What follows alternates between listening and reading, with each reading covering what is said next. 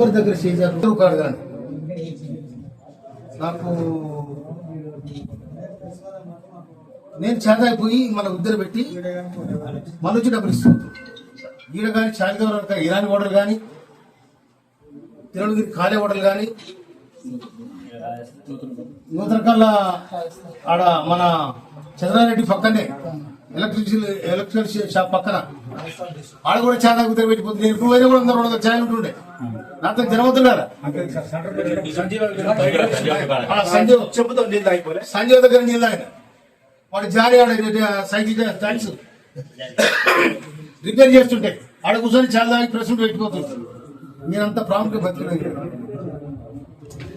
ఇలా సైక్లోనికి బతుకున్నానికి నా క్షేత్రానికి సాయం చేసి ఎందుకంటే నేను ఉద్యోగ సందర్భంగానే ఆనాడు నాకు ఒక 5 మంది ఫ్రెండ్స్ ఆఫీసర్స్ ఉండేది.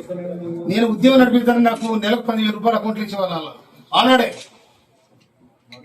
అందుకోసమే నేను ఇలా గౌరవంగా తుంగతుర్తిలా నిండుగా తిరుగుతుందంటే నాకు నా ఆత్మగౌరవం నన్ను ప్రజలు దీవించిన విధానం.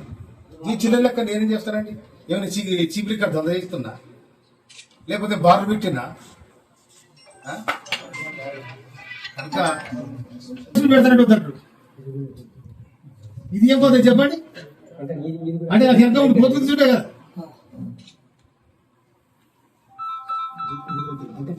నా లైఫ్ లో ఒకరి మీద కేసు పెట్టేది కూడా తెలియదు నాకు.